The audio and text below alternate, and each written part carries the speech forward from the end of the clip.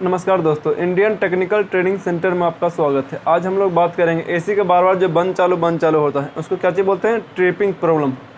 बहुत बार सुनिए होता है ट्रिपिंग कर रहा है, एसी ट्रिप कर रहा, एसी चल रहा है, कभी आधा घंटा बाद बंद हो गया, कंप्रेसर बंद है, उसके बाद उठाता नहीं, कभी 10 मिनट बाद छोड़ता है, पर 10 मिनट में एसी आपको बंद चालू हो रहा। कभी एक लाइन दिए, उसके जस्ट 1-2 मिनट के बाद ही एसी बंद हो गया, लाइन दिए 15 मिनट बाद बंद हो गया, है कि नहीं? कभी हाई वोल्टेज लो वोल्टेज के कारण में बहुत बार देखने को सुन मिलता है। तो उसमें क्या चेक करना है, जो एसी बार बार बंद चालू हो रहा, उसके कितने कारण हो सकते हैं और स्टेप बाय स्टेप हम लोग कैसे चेक करते हैं। एक टेक्नीशियन स्टेप बाय स्टेप उसको क्या चेक करना चाहिए, या फिर अगर आप काम कर रहे हैं या फिर सीख रहे हैं आप उसको कैसे चेक करेंगे स्टेप बाय स्टेप, क्या फॉल्ट इसमें हो सकता है। ट्रिपिंग प्रॉब्लम ढेर सारे ढंग का होता है और सबका आपको स्टेप बाय स्टेप किस तरह से चेक करेंगे वही पूरा आपको इस वीडियो में कंप्लीट आपको बतलाएंगे। और ट्रिपिंग कितने टाइप का हो सकता है ये भी देखेंगे। तो मेन सबसे पहले अगर कहीं पर भी एसी बंद चालू हो रहा है तो सबसे पहला पॉइंट जो आपका रहेगा, प्लग निकाल करके वोल्टेज चेक करना। दूसरा में आपको रिमोट, अब ये दोनों आगे पीछे कर सकते हैं, कोई दिक्कत नहीं। यानी सबसे पहला पॉइंट क्या चेक करना है,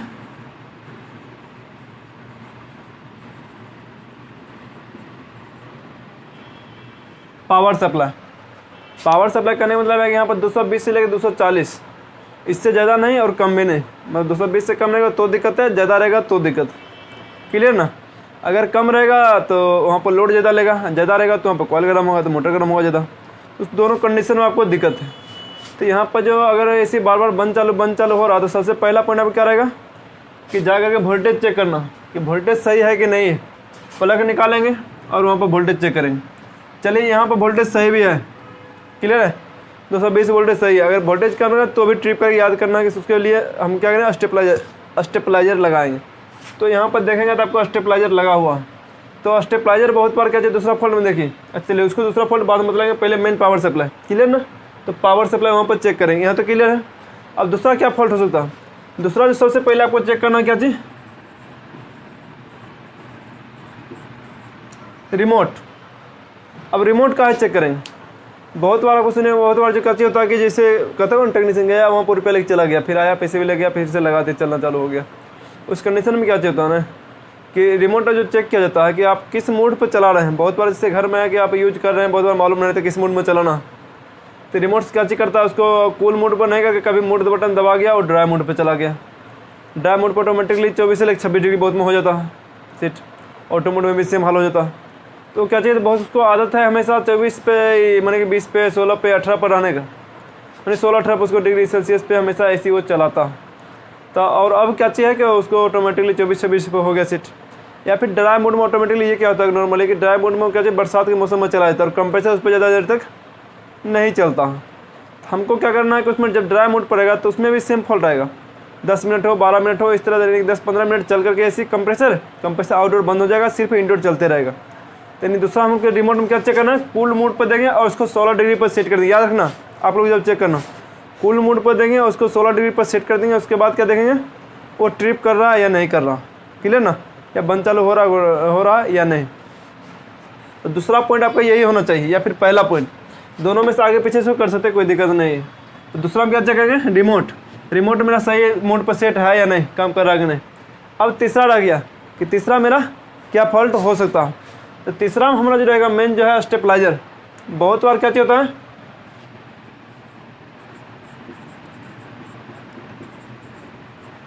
स्टेपलाइजर। अब यहाँ पर स्टेपलाइजर हम काहे लिखवा रहे हैं, मेन पावर इसी तो लिखवा ही दिए। बहुत बार पावर सप्लाई सही दिखलाता है, स्टेपलाइजर के डिस्प्ले पर उस पर भी वोल्टेज सही शो कर रहा है, मगर वोल्टेज मिल रहा है कुछ और, शो कर रहा कुछ और, मिल रहा है कुछ और वोल्टेज। ऐसा बहुत बार देखने को मिलता है। या फिर लूज कनेक्शन, तो लूज कनेक्शन बाद में पहले स्टेपलाइजर, यानी इनपुट पावर सप्लाई हम कम दे रहे हैं, हो सकता है ये बहुत ज़्यादा बढ़ा के दे रहा हाई वोल्टेज। या फिर इनपुट पावर सप्लाई कम आ रहा है, ये कम करके निकाल नहीं रहा, मतलब बढ़ा करके निकाल नहीं रहा, कम वोल्टेज ही निकाल रहा। स्टेपलाइजर तो वहाँ पर कम नहीं कर रहा।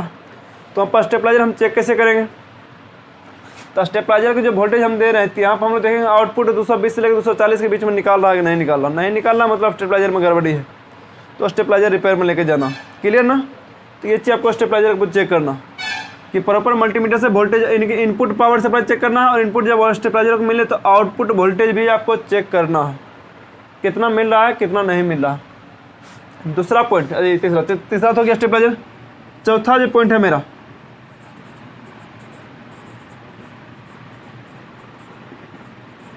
Loose connection. लूज कनेक्शन अगर यहाँ पर है, अधिकतर जो सुनने के लिए मिलता है पावर प्लग जल गया, होता है ना, बार बार खोलने लगाने के चक्कर में वो ढीला हो जाता, अंदर में वायर शॉर्ट हो गया तो उसका जल गया, फिर अंदर में मेरा ये मेन पावर प्लग जहाँ पर लगाते हैं सॉकेट में वही जल गया, होता है ऐसा। वो लूज कनेक्शन के कारण आपको एसी भी ट्रिप करता, और जलने का कारण भी वही है लूज कनेक्शन। सिर्फ हाई कहीं पर भी लूज कनेक्शन रहेगा उस कारण से क्या होता है, हाई एम्पीयर लेता, लोड ज़्यादा लेता, स्पार्क लेता, जिस कंडीशन में क्या होता है, अगर एसी लोड ज़्यादा ले रहा तो फिर एसी बंद हो जाएगा। अगर ज़रूरत से ज़्यादा हो गया तो आपको स्पार्क ज़्यादा हो रहा तो वहाँ पर मेरा सॉकेट ही जल जाता है, या फिर मेन प्लग ही जल जाता। इस कंडीशन आपको क्या चेक करना है, लूज कनेक्शन यहाँ पर रहेगा तो यहाँ पर खुद शॉर्ट सर्किट लग जाएगा कनेक्टर के पास, तो लूज कनेक्शन याद पड़ करके आपको चेक करना ही करना। क्लियर ना। अब जो है पचमा फॉल्ट। अब पचमा क्या फॉल्ट हो सकता है, पचमा में आपको यही चीज़ ध्यान रखना है जो मेन आप किस टाइप में बंद चालू हो रहा। ये तो क्या नॉर्मली बेसिक चीज़ से अंदर चेक करना, जो 4 पॉइंट आपको बतलाए हैं, पहला पावर प्लग, दूसरा रिमोट, तीसरा स्टेबलाइजर और लूज कनेक्शन। अब रह गया कि इसका पचमा पॉइंट क्या होगा। यहाँ पर नॉर्मली सोच सकते हैं जो बंद चालू ऐसी हो रहा, अगर वोल्टेज भी सही है, स्टेबलाइजर भी सही है, रिमोट भी सही है, फिर भी एसी बंद चालू हो रहा, तो उस कंडीशन में आपको 2 बात ध्यान में रखना। सबसे पहला चीज़ वहाँ पर एम्पियर आपको चेक करना। क्या चेक करना है,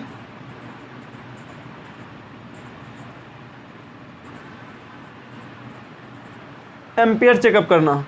जब आप एम्पियर चेक करते हैं तो उस कंडीशन में क्या चाहिए होता है, उसी से मैं आपको मालूम पड़ जाएगा कि इसी मेरा क्या फॉल्ट है जो ट्रिप हो रहा। अगर ये सब कारण रहेगा तो उस समय आपको मालूम पड़ जाएगा। तो एम्पियर मीटर जब लगाते हैं, एम्पियर चेक करते हैं, वहाँ पर हो सकता है कि हाई एम्पियर ले रहा हो, हाई एम्पियर ट्रिप होने। देखिए यहाँ पर आपको 2 कारण निकलता ट्रिप होने का, 2 कारण। कौन कौन, एक हो गया मेरा हाई एम्पियर, 7वां नॉर्मल एम्पियर। ये दोनों के देखिए कारण नहीं है ट्रिप होने का, बस ये समझाने के लिए आपको लिख दिए। यहाँ पर जो एम्पियर हम लोग चेक करेंगे, चेक आपको स्टेप बाय स्टेप बतला रहे हैं, स्टेप बाय स्टेप आपको चेक करना है, तो बस वही चेक करने के लिए आपको बतला रहा है। और कारण भी इसी में आ रहा कि यहाँ पर जो एम्पियर हम लोग चेक करेंगे तो एम्पियर से हमको क्या मालूम पड़ता, लोड है ना, लोड मालूम पड़ता है कितना वजन से खींच रहा, हम लोग वजन नापते हैं उस तरह से। तो यहाँ पर बिजली ले रहा, करंट जो ले रहा, बिजली कितना बिजली बिल ले रहा, यही चीज़ होता है लोड। तो यहाँ पर क्या चेक करना है कि जो एम्पियर चेक करेंगे वही वक्त हमको ये चीज़ 2 पॉइंट मिलता, जो ज़रूरत से ज़्यादा। मान लीजिए एक एसी है, ये एसी पूरा फिगर बनाए हुए हैं, और स्टेप बाय स्टेप इसी में समझना भी है, फिगर बनाए हुए। तो इसमें क्या चाहिए, मान लीजिए हम एम्पियर चेक किए। अब एम्पियर कैसे चेक किया जाता है, किसी एक वायर में सीरीज में उसको बोला जाता है। यानी मान लीजिए एक मेरा एक मोटर है, ये इसको माइनस और प्लस सप्लाई दी, एक निगेटिव और एक मतलब कि क्या चाहिए बोलते हैं इसको, एसी सप्लाई दी, ठीक है, एक निगेटिव और एक क्या दिए पॉजिटिव। माइनस प्लस ऐसे होता है डीसी सप्लाई में, यहाँ पर सिर्फ समझाने के लिए बतला रहे हैं। एक न्यूट्रल एक फेज, चलिए एक न्यूट्रल और एक फेज। तो मीटर जो लगाएंगे एम्पियर मीटर किसी एक में, फेज में या न्यूट्रल में, यानी करंट जा रहा है या फिर आ रहा, तो दोनों में से कोई एक रास्ता हम लगाएंगे, मेरा क्या चाहिए वहाँ पर बतला देगा मेरा कितना करंट ले रहा। तो यहाँ पर मेरे को 2 पॉइंट मिलता है कि नहीं, 2 पॉइंट कौन सा, कि एम्पियर मेरा हाई एम्पियर ले रहा है या फिर लो एम्पियर। एम्पियर जो है हाई एम्पियर ले रहा या फिर लो एम्पियर। लो एम्पियर करने मतलब नॉर्मल एम्पियर, नॉर्मल, लो एम्पियर लेने का मतलब तो कम हो जाएगा।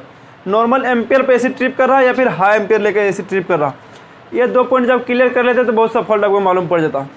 अगर आपको देखिए यहाँ पर दोनों कारण के दोनों आपको प्रॉपर बतलाएंगे। यहाँ पर क्या चाहिए कि अगर नॉर्मल एम्पियर, पहला क्या चाहिए, चलिए हाई एम्पियर, पहले हाई एम्पियर बतला दे रहे, ठीक है, तो या फिर नॉर्मल एम्पियर। चलिए नॉर्मल एम्पियर अगर ले रहा तो नॉर्मल एम्पियर लेने का क्या क्या कारण हो सकता, नॉर्मल एम्पियर पे ही ट्रिप होने का कितने कारण हो सकता, यानी एसी बिल्कुल सही चल रहा और नॉर्मल एम्पियर पे ही बंद हो रहा। तो इसमें से एक फॉल्ट एक और आएगा, ऊपर वाला 4 फॉल्ट जो बतलाए थे, इसमें से क्या आएगा, जो एक फॉल्ट है मेरा रिमोट, ये फॉल्ट भी इसी में आएगा। यानी क्या चाहिए होगा यहाँ पे, रिमोट का मोड चेक करेंगे, किस मोड पर सेट किया हुआ। अभी तुरंत बदला, इससे पहले ड्राई मोड पे, फैन मोड, ऑटो मोड पे हो जाता है, कूल मोड पे, किस मोड पर सेट किया और कितना डिग्री पर सेट किया हुआ। तो नॉर्मल एम्पियर पर ट्रिप कब होता है, जब आपको ये रिमोट जो है कूल मोड पे या ड्राई मोड पे किसी पर सेट है, एसी तो सही काम कर रहा है, जब तक उसको सप्लाई मिलेगा तब तो वो काम करेगा, मगर नॉर्मल एम्पियर पे ही वो मेरा ट्रिप कर रहा। उस कंडीशन आपको रिमोट चेक करना, तो इनके लिए जब नॉर्मल एम्पियर पे ट्रिप कर रहा तो उसमें कंडीशन में रिमोट आपको चेक करना ही करना। उसके बाद रिमोट कूल मोड पे और 16 डिग्री पे है, मेरा रूम अभी भी गर्म है, फिर भी ट्रिप हो रहा, तब क्या कारण हो सकता? तो आपको यहाँ पर दो चीज़ देखना और पॉइंट है यहाँ पर बचता, सिर्फ कंप्रेसर बंद हो रहा या फिर पूरा आउटडोर बंद हो रहा। क्लियर ना? अब ऐसा क्या बोल रहे हैं ये भी समझिए। बहुत बार ट्रिपिंग में आपको देखने को मिलता होगा कि सिर्फ कंप्रेसर बंद हो गया, बहुत बार देखने को मिलता होगा कि पूरा आउटडोर बंद हो गया, फैन मोटर भी और कंप्रेसर भी पूरा बंद हो गया। तो उस कंडीशन में क्या करना है? पहला तो रिमोट समझ में आ गया, अगर लूज कनेक्शन रहे या हाई वोल्टेज लो वोल्टेज रहे उस कंडीशन एम्पियर हाई लेगा। क्लियर ना? उस कंडीशन में एम्पियर हाई लेगा। बाकी रिमोट कंडीशन में क्या चाहिए, नॉर्मल एम्पियर पे ही एसी ट्रिप कर जाता। तो रिमोट से कूल मोड पर कर देंगे और उसमें क्या करेंगे 16 डिग्री सेल्सियस पे सेट कर देंगे कूल मोड, रिमोट को कूल मोड पे सेट कर देंगे। अब रह गया कि उसमें और क्या फॉल्ट हो सकता कि वो नॉर्मल एम्पियर पे ट्रिप कर रहा है या फिर हाई एम्पियर। तो नॉर्मल एम्पियर की पहला क्या बतलाएं, रिमोट को कूल मोड पर सेट कर लेंगे। अब जो बता है सिर्फ कंप्रेसर बंद हो रहा है, यहाँ पर दो कारण, इसको लिख नहीं रहे हैं कि ट्रिपिंग यहाँ पर तो दो कारण से, एक कंप्रेसर बंद हो रहा है, एक पूरा आउटडोर बंद हो रहा। सिर्फ कंप्रेसर बंद हो जा रहा तो भी ठंडा करना बंद कर देगा, पूरा आउटडोर बंद हो गया तो भी ठंडा करना बंद करेगा। सिर्फ पंखा मोटर बंद होगा तो भी आपको कंप्रेसर ट्रिप करेगा। तो इस सब में क्या होता है कि नॉर्मल जो समझ लीजिए, अगर नॉर्मल एम्पियर पर सिर्फ कंप्रेसर बंद हो रहा, याद करना, अगर नॉर्मल एम्पियर पे सिर्फ कंप्रेसर बंद हो रहा तो यहाँ पर समझिए, ये मान लीजिए कंप्रेसर है, मान लीजिए कंप्रेसर है, इसको मेन पावर सप्लाई देते हैं। कंप्रेसर के अंदर क्या चीज़ लगा था, अब जो रहता है एसी में रोटरी कंप्रेसर लगता है। अब रोटरी कंप्रेसर क्या चाहिए, रोटरी कंप्रेसर में भी दो टाइप का, एक वेरिएबल रोटरी और एक क्या चाहिए फिक्स स्पीड रोटरी कंप्रेसर। तो दोनों में आपको जो है OLP, दोनों में OLP का चाहिए अंदर लगा हुआ, उसके बाद ही मेरा ये अंदर काम करता है। इसका मैग्नेटिक कॉइल जो भी बनाता है अंदर में काम होता है। यानी जो मेन पावर सप्लाई, मान लीजिए ना कि जैसे कि नॉन इन्वर्टर एसी, उसके अंदर जो मेन कॉमन पावर सप्लाई है, कॉमन पे क्या होता है यार, नहीं कॉमन पे एक मेरा OLP अंदर में लगा था कंप्रेसर के अंदर में। जब ये सिर्फ OLP कट ऑफ करेगा तो सिर्फ कंप्रेसर ही बंद होगा ना, क्या सप्लाई तो यहाँ तक मिल रहा मगर कंप्रेसर चल नहीं रहा। तो उस कंडीशन में क्या चाहिए, कंप्रेसर मेरा बंद हो जाएगा, मगर पंखा मोटर तो चलते रहेगा।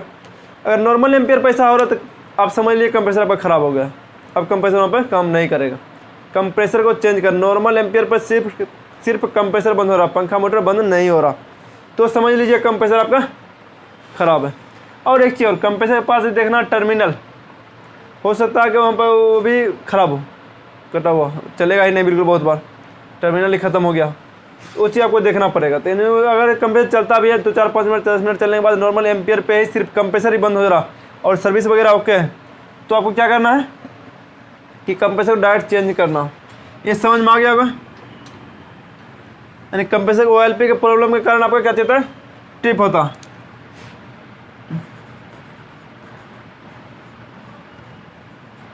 कंप्रेसर क्लियर है ना यहाँ पे? अब जो है मेरा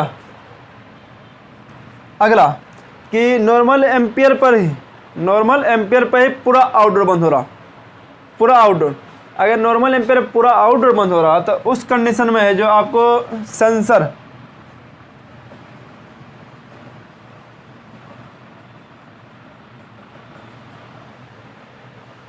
उस कंडीशन में आपका सेंसर प्रॉब्लम होता। अब सेंसर प्रॉब्लम है तो उसमें क्या करिएगा, सेंसर प्रॉब्लम, तो सेंसर प्रॉब्लम में क्या चाहता है ना कि आपको जैसे कि नॉर्मली हम लोग तो सेट किया 28 पे और रूम का टेम्परेचर सेट किया 16 पे और रूम का टेम्परेचर अभी 28 डिग्री 30 डिग्री 32 डिग्री है, ठीक है। और अभी रूम का टेम्परेचर 16 आया नहीं और उससे पहले ही मेरा एसी क्या हो रहा, बंद हो रहा और नॉर्मल एम्पियर पूरा आउटडोर सप्लाई छोड़ मतलब कि देना बंद कर दे रहा। तो उस कंडीशन में सेंसर बदल के देखिए, सेंसर सही से काम नहीं कर रहा होगा। क्लियर ना? उसको क्या लगता है 28 डिग्री पर आ भी गया तो उसको लगता है कि नहीं ठंडा हो गया, सेंसर कट ऑफ कर दे रहा, आउटडोर को बंद कर दे रहा। या फिर PCB का प्रॉब्लम, तो उस कंडीशन में क्या चेक करना है, एक सेंसर हो गया, एक PCB प्रॉब्लम। क्लियर ना? ये हो गया नॉर्मल एम्पियर पे। अब रह गया यही चीज़ हाई एम्पियर पे। हाई एम्पियर लेने के बाद चलिए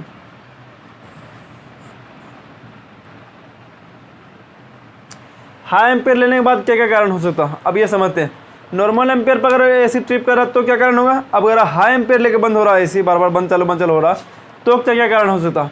तो हाई एम्पेयर में जो शुरू में बतलाया है आपको, पावर सप्लाई कम होना, ज़्यादा होना, स्टेबलाइजर इशू, अगर लूज कनेक्शन, ठीक ना, और एम्पेयर चेकअप तो करेंगे वहीं पे मेरा हाई एम्पेयर जो बतलाएं। इस कंडीशन में क्या चाहिए, ये तीन रिमोट छोड़ करके बाकी सारा कारण यहाँ पे तीनों आ जाएगा इसमें हाई एम्पेयर लेने का। तो उसमें कौन कौन आ जाएगा, पावर इशू और रिमोट चेकअप और स्टेबलाइजर इशू। और अच्छा रिमोट तो इसमें आएगा नहीं, इसमें क्या आ जाएगा, स्टेबलाइजर आ ही रहा था, यहाँ पर क्या चाहिए लूज कनेक्शन, क्लियर ना, यानी पावर सप्लाई का और ये लूज कनेक्शन का और स्टेबलाइजर इशू। स्टेबलाइजर कम वोल्टेज कम ज़्यादा करेगा तो भी आपका क्या होगा, एसी बंद चालू होगा। यहाँ पर क्लियर है आपका।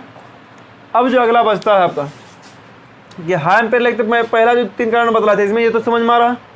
अब जो मेन रहता है उसके बाद इसमें भी सिर्फ कंप्रेसर बंद हो रहा है कि पूरा आउटडोर बंद हो रहा। ट्रिपिंग में अगर सिर्फ कंप्रेसर बंद हो रहा तो क्या कारण हो सकता है, अगर पूरा आउटडोर बंद हो रहा तो क्या कारण हो सकता है। अभी इससे पहले जस्ट बतलाए थे कि मेरा क्या चीज़ कंप्रेसर के अंदर में ही OLP लगा हुआ रहता। अगर हाई एम्पेयर लेकर के बंद हो रहा OLP पहले कट ऑफ ले रहा है तो उस कंडीशन में तो कंप्रेसर बंद हो जाएगा, वरना पंखा मोटर चलते रह जाएगा। तो एम्पियर आपको कम लेना, यानी कि एम्पियर हाई लेना बंद हो जाएगा और सिर्फ फैन मोटर चलते रह जाएगा। मतलब ये भी कारण है कि हाई एम्पियर कितना हाई एम्पियर पर बंद हो रहा सिर्फ कंप्रेसर। तो हाई एम्पियर लेने का भी ढेर सारा कारण है जो अभी तुरंत बतलाए हैं। हाई एम्पियर जो ले रहा है तो उसका क्या कारण, पावर सप्लाई, स्टेबलाइजर और लूज कनेक्शन, शुरू का तीन कारण। ये तो देखना ही देखना, और क्या कारण हो सकता है उसके अलावा वो सारा कारण फिर आपको इसमें आपको शो कर रहे हैं। तो उसमें से पहला चीज़ आपको चेक करना, सर्विस चेक करना। आपको कंडेंसर कॉइल का सर्विसिंग नहीं किया हुआ रहेगा, सर्विसिंग यानी कि एयर फ्लो जब सही से नहीं हो पाएगा तो 100% वहाँ पर ट्रिप करेगा, 100% वहाँ पे ट्रिप करेगा। तो वहाँ पर सर्विस को चेक करना। सर्विस अगर यहाँ पर बोला हो जाए कि सर्विस कारण ऐसे ट्रिप करेगा तो हाँ यहाँ पर करेगा, तो आउटडोर या इंडोर की वजह से। अगर बोलेगा इंडोर पर सर्विस, आउटडोर साफ है इंडोर साफ नहीं है तो ट्रिप करेगा, तो वहाँ पर नहीं बोलना। इसलिए वहाँ पर इंडोर सर्विस नहीं किया और तो वहाँ पर आइस जमना चालू हो जाए, आइस जमेगा उसके बाद ट्रिप करेगा। पहले तो ठंडा देगा ना, वहाँ पर ठंडा देख लेंगे। यहाँ पर पहला क्या करना रहेगा, सर्विस वो भी किसका, कंडेंसर कॉइल का सर्विस होना मतलब हाई एम्पियर पे कूलिंग कॉइल कभी भी नहीं आएगा। जब भी आएगा तो वहाँ पे कंडेंसर कॉइल आएगा, तो वहाँ पर सर्विस का चेक करना बहुत ज़रूरी है। अब माने सर्विस भी ओके है फिर भी ट्रिप कर रहा, तब क्या कारण होगा, फैन स्पीड। यहाँ पर ये फैन स्पीड कौन सा आएगा, आउटडोर का। हाई एम्पियर बताएं, हाई एम्पियर कारण जो यहाँ पर ले रहे हैं, तो यहाँ पर फैन स्पीड किसका, तो कंडेंसर कॉइल का। जो कंडेंसर फैन मोटर रहता है उसका फैन स्पीड अगर स्लो रहेगा तो आपका ये प्रॉब्लम आएगा। तो यहाँ फैन स्पीड हो सकता है या फिर फैन मोटर चल ही ना रहा हो, फैन मोटर चल ही ना रहा हो, तो भी आपको सेम प्रॉब्लम आएगा। अगला और क्या कारण हो सकता है हाई एम्पियर लेने का, तो यहाँ पर जो आएगा हाई एम्पियर लेने का और भी कारण,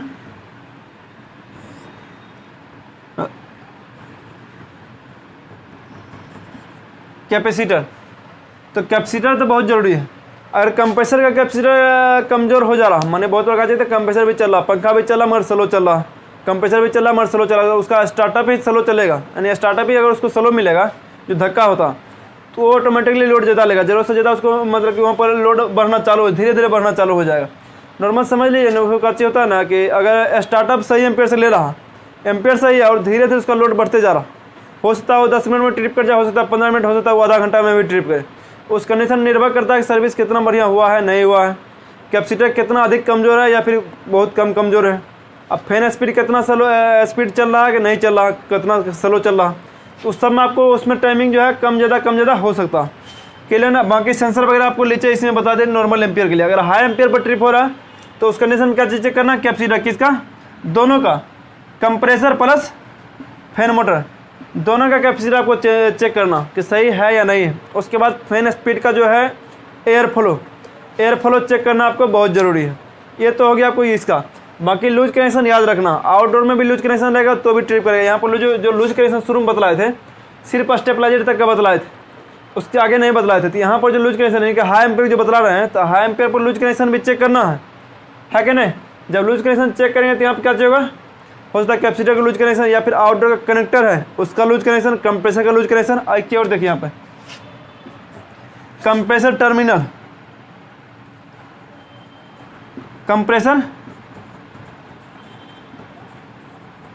कंप्रेसर टर्मिनल भी चेक करना। बहुत बार क्या होता है ना कि जो कैपेसिटर का आउटपुट सप्लाई रहता है स्टार्टिंग का टर्मिनल सबसे अधिक जलता है, तो उस कंडीशन में क्या करना, टर्मिनल जरूर चेक करना। यानी कि आपको मेन रनिंग पे कॉमन पर पावर सप्लाई चलता है, स्टार्टिंग में जाता है, कुछ देर बाद वहाँ शॉर्ट सर्किट लगना चालू हो जाता है, स्पार्क लेता है और वहाँ पर ऑयल भी गर्म होकर बंद हो जाता, तो बार बार स्पार्क वहाँ पर लेता है। तो उस कंडीशन में क्या चाहिए होता है, यहाँ पे उसका टर्मिनल जरूर चेक करना जो एसी बार बंद चालू हो रहा। और उसके अलावा क्या फॉल्ट हो सकता है, चलिए ये तो क्या मेन कनेक्शन संबंधित क्या हो गया पूरा, यानी कि पावर सप्लाई से लेकर इंडोर पीसी भी आ गया, सेंसर भी आ गया, और वहाँ से लेकर आउटडोर कनेक्शन प्लस अब क्या आ गया, फैन मोटर और कंप्रेसर, कैपेसिटर भी कनेक्शन संबंधित लगभग सब आ गया। अगर कॉन्टेक्टर लगा हुआ है तो याद रखना कॉन्टेक्टर भी उसमें आएगा। कॉन्टेक्टर, ठीक है, तो उसमें कॉन्टेक्टर जो बाईपास सिरा होता है उसमें हो सकता है लो वोल्टेज आएगा तो भी वहाँ पर वो ऑटोमेटिकली बंद कर देगा, हाई वोल्टेज आएगा वो हो सकता है बंद हो गया होगा। मतलब कॉन्टेक्टर का क्या चलता है ना, उसका ये प्लंजर पत्ती आपस में टच करता है तभी तो आपका आउटडोर चलता है ना, पावर सप्लाई आने के बाद जो सीपी सप्लाई छोड़ता है। तो कॉन्टेक्टर को भी एक बार जरूर चेक करना, कॉन्टेक्टर को डायरेक्ट करके देखना। डायरेक्ट करने के बाद अगर कंटिन्यू चल रहा compressor fan motor normal ampere per, सही एम्पियर पे, या फिर हाई एम्पियर ले रहा था, हाई एम्पियर लेने का दूसरा कारण, बाकी हाई एम्पियर में ये आएगा नहीं, ये मेरा नॉर्मल एम्पियर में ही आ जाएगा। तो कॉन्टेक्टर को भी एक बार जरूर चेक करना अगर ट्रिप कर रहा तो कॉन्टेक्टर बहुत मतलब लगा हुआ रहता नहीं। अब रह गया इसके अलावा और क्या कारण हो सकता है एसी ट्रिप करने का, तो वहाँ पर जो आपको चेक करना फिर दूसरा यानी पहला क्या चीज़ बताया था रिमोट संबंधित जो नॉर्मल एम्पियर पे, दूसरा क्या चीज़ था हाई एम्पियर पे। अब तीसरा किस संबंधित फॉल्ट आएगा, तीसरा जो फॉल्ट आएगा यहाँ पे देखिए नॉर्मल एम्पियर में और भी फॉल्ट आता है, कनेक्शन संबंधित अभी ज़्यादा बतला है। अब जिसमें चेक करना गैस संबंधित जो मेरा रेफ्रिजरेशन साइकिल है, मैकेनिकल सिस्टम है, मैकेनिकल सिस्टम संबंधित क्या ट्रिपिंग प्रॉब्लम आएगा, तो उसमें वही सारा पॉइंट इसमें आपको नोट करेंगे। सबसे पहला पॉइंट जो आपको इसमें क्या आएगा मैकेनिकल सिस्टम, इसमें जो आएगा लो गैस, लो या हाई गैस। गैस अगर कम रहेगा या फिर ज़्यादा रहेगा, कम गैस रहेगा तो वहाँ पे फिर नॉर्मल एम्पियर पे कंप्रेसर गर्म होकर के ट्रिप करेगा, अगर गैस ज़्यादा है तो वहाँ पर हाई एम्पियर लेकर के ट्रिप करेगा। क्लियर ना, दोनों कंडीशन में कंप्रेसर आपका गर्म होता। यानी जो लोड है जैसे पानी का कोई मोटर ले लीजिए और उसको खाली चलाएगा तो दिक्कत है, और ज़रूरत से ज़्यादा अगर लोड देते हैं तो भी दिक्कत है। तो उस कंडीशन में यहाँ पर वही चीज़ है, यानी अगर लो गैस है, कम गैस अगर कम है तो भी दिक्कत है, अगर ज़्यादा गैस है तो भी दिक्कत है। क्लियर है। और क्या कारण हो सकता है यहाँ पे, यहाँ पे क्या चाहिए होगा पंपिंग लेस, एक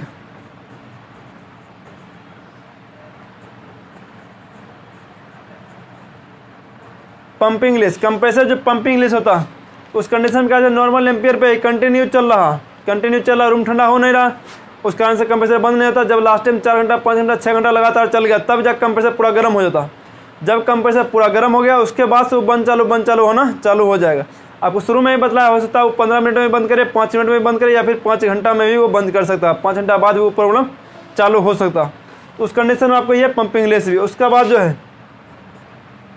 पंपिंग लेस हो गया चॉकिंग प्रॉब्लम,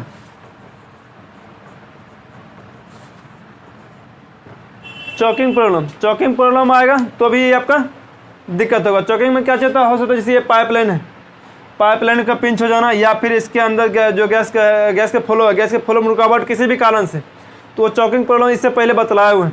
तो वहाँ पर किसी भी कारण से चॉकिंग प्रॉब्लम आ सकता है, पाइप का पिंच होना, ऑयल का चढ़ जाना, या फिर मॉइस्चर चॉकिंग, हाफ चॉकिंग हो या फुल चॉकिंग हो, दोनों कारण से वहाँ पर एसी का जो ट्रिप होता। इस कंडीशन में गैस संबंधित भी आपको ये चीज़ फॉल्ट को आपको देखना। उसमें अधिकतर जो चॉकिंग क्या चाहिए कैपिलरी और फिल्टर को ध्यान देना।